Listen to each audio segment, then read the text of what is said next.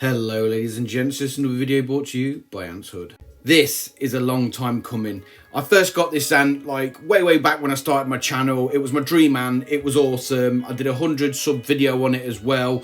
Please go check it out, I'll put a link in the top right corner now. But anyway, this video is called My Dream Ants Take 2, my Myrmecocystus Mimicus. Did I just pull that out of the bag? I think I did. That's the first for me. Latin, I suck at it. Now, I won't lie about these ants. They are notoriously difficult to keep in the UK. Very difficult, in fact. I don't know many people. I think Antboy UK's got a successful colony, but I don't know many people in the UK that have been actually managed to keep any form of honeypots to any decent size. Bear that in mind with the cost of these. These are the cheapest I've ever seen them. These are on Ant Antics. It's where I got them from for just under £100.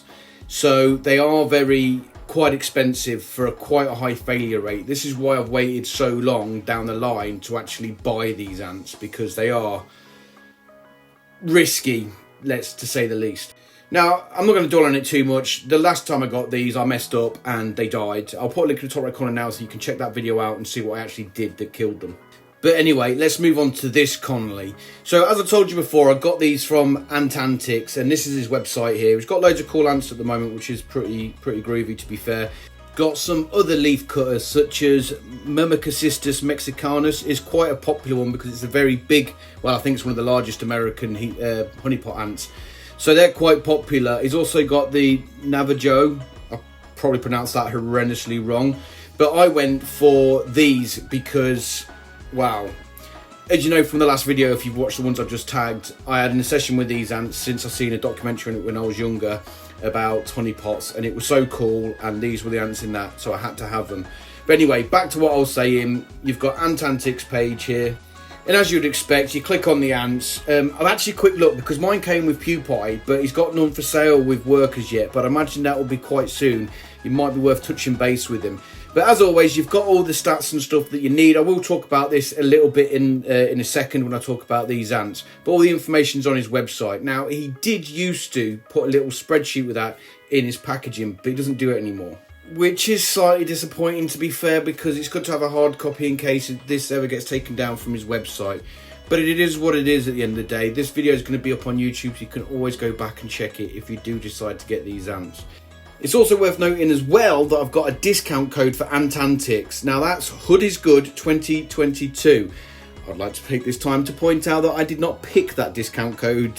Rich did at Ant Antics, so blame him, because it sounds really narcissistic if I said I picked it, but it wasn't me, I swear. It is a 5% discount. I do get nothing from it. It's purely for you guys to get a little bit off, and it only applies to queens, unfortunately, but it's there if you want to use it. Now, I don't normally do unboxings because, you know, they're a bit corny, a bit pants, and everyone does unboxings. But I am doing it with this one purely because I want to see how he's packaged it, and you guys can see how he's packaged it as well. Now, if you noticed, I did put my hand on the top of the box, and the reason I did that is because I can feel the heat coming through it.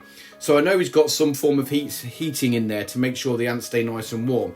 Now, if we look at the climate of the UK at the moment, that is ideal because, oh, excuse me, it's cold, and well, a lot colder than what these ants like, because I'll talk about the temperatures in a bit and you'll see what I mean. It's roughly about 10 degrees here at the moment, so that's the nice warm pack. It is nice and warm still, which is really good.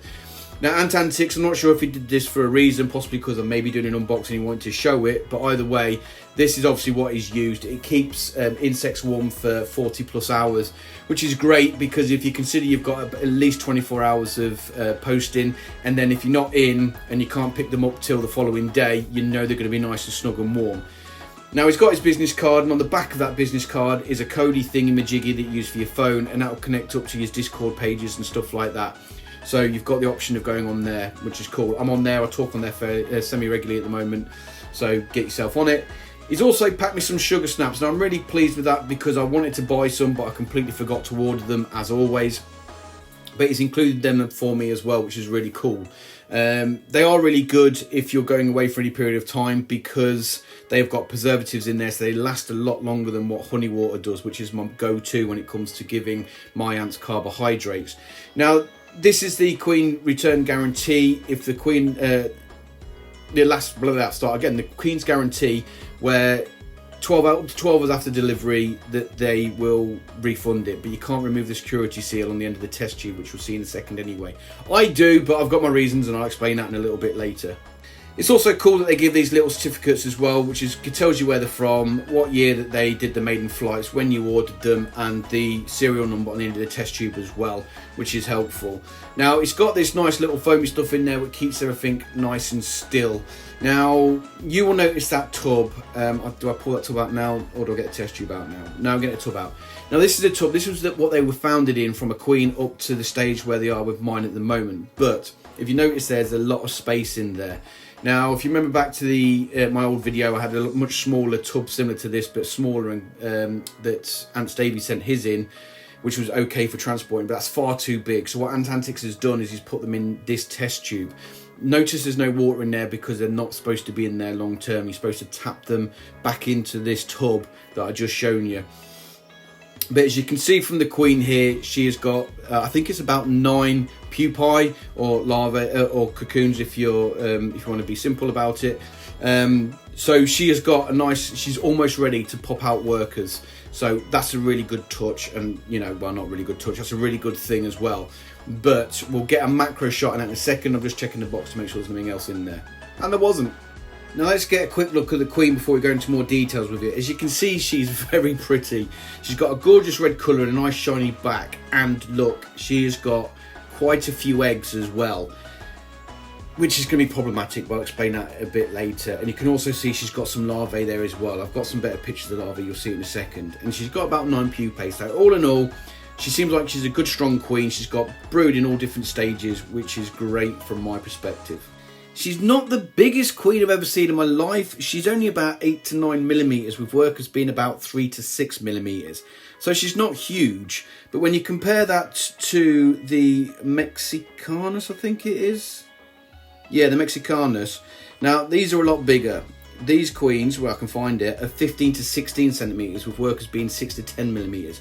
So there's a big difference in size. But like I said, I've had a little session about this genus of the honeypots, so I definitely wanted to get her still. Well, look at her, she's gorgeous. When it comes to the climate requirement for these gorgeous little things, there is slight differences and it's a bit inconsistent, but the average is around 27 to 30 degrees in the nest and can be 30 to 32 in the outworld. I won't lie, I'm going to keep mine the same temperature. Humidity is also a bit of a hit and miss, but around 70 to 80 seems about average from the sources that I've looked at. But just to be difficult and throw an absolute massive curveball in there with everything I just said, I spoke to Ant Antics and he said that he's been keeping his at 25 degrees with all of this brood eggs being laid, brood developing to this point at 25 degrees. Now, as my room is already heated to 25 degrees for my leaf cutters, as I keep saying, I'm going to do the same. When it comes to housing these girls, I really want to get the Tar Heel mini half because I know that a lot of people keep these in the Tar Heel nests. I was watching Hollenfer's podcast with some people that are really in the know about these girls, and they keep them in the mini halves as well and then move them on when they need to.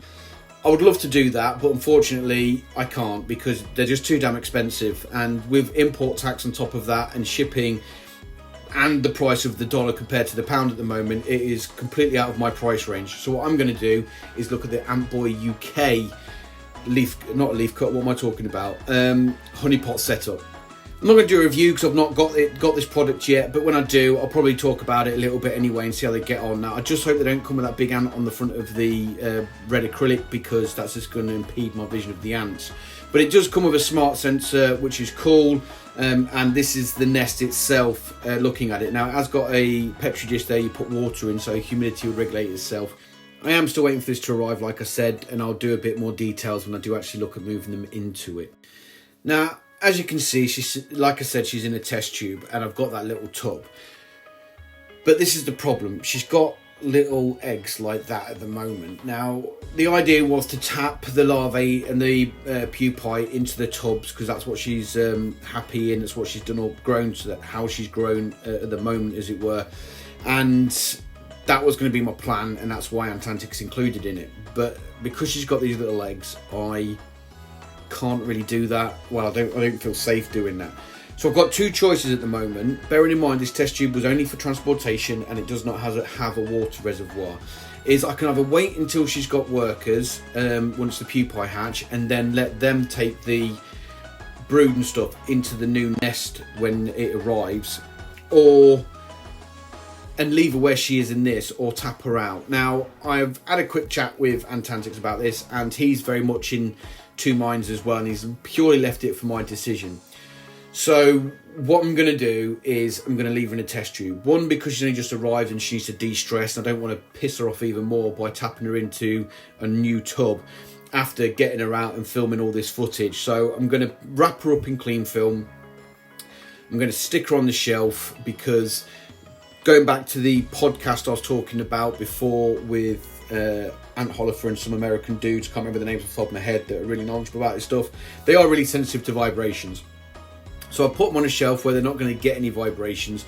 Hopefully she'll collect the eggs together, and then come Saturday, or this weekend, possibly Sunday most likely. I think this video is going to get released on Saturday. I'm editing it on Thursday. So yeah, whenever I get this video out, at some point this weekend, after this video has been completed editing, I am going to look at moving her into the tub, because she's done well in that so far. But I'm waiting for her to collect those eggs together, because at the moment, as you can see from this video, they're spread out all over the shop. So I don't want to risk trying to collect them all up. I'd rather wait until they're in a nice little ball where she's collected them all together, and then move them in. And if I'm really, really lucky, there might even be some workers by that point, if I'm really, really lucky. So that's my plan. Keep her in the test tube, and then move her over to the tub at some point when she's settled down and she's collected those eggs together. Now, these queens are colostral, which means that they do not need feeding until they get workers. But considering she's got 9 pupae, she's laid eggs, and she's got larvae, I can tell that she's going to be a strong queen. Now, fingers crossed, I do not do something as stupid as in the last one and end up killing her by mistake. It was a big mistake, guys. You got to see the video. I completely mess it up. There's no two ways around it. It was my fault. But all in all, I am really pleased with this queen. She is going to sit on a shelf for no vibrations and be left for at least a weekend, until I can decide if I'm going to keep her in this test tube or not. What I have done is, because there's no water in now, I've wet the end of the test tube, the cotton at the end of the test tube, so she's got some water if she needs it and a bit of hydration. But like I said, I still don't know what I'm going to do yet. I will strongly recommend that you check out Ant Hollenfer's podcast on the honeypot ants, because there was a lot of information given there by guys that are in the know about honeypots. So some of the information I've got is from there as well. So definitely worth checking it out. If I remember, I'll put a link in the description below. If you enjoyed this video, please leave a comment, hit the like and subscribe, because it helps the algorithms and helps me get my videos out there. So I much appreciate if you can do that. But I also need to say a big thank you to my Patreon supporters. Please join me in saying a big thank you to these guys, because if it wasn't for these, my channel won't be what it is today. That's Adam W, Ant Antics, Anty Matters, David D, Paul A, Pjants, Pjants, and the 330 Ski. Now, if you want to become a Patreon supporter, by all means check the link out in my description below. Now, if Patreon's not your thing, I've also got Facebook membership. Now, to join, I think you just click on the join button below this video. I don't know. I think I've got a link in my description anyway. But anyway, please join me in saying a big thank you to Anty Matters, Lee, PJGrant, Pjants even, Pumpkin and Wakooshi, because without your continued support as well, my channel still wouldn't be what it is today. I also want to take this time to say a big thank you to Pjants and Lee, because these guys have continued to message me with everything going on in my life at the moment to make sure that I'm okay. Now, not many people have done that, and I really appreciate it. Thank you. Now, I will stop talking rubbish. I do hope you enjoyed this video, and I look forward to seeing my next one. Bye-bye for now.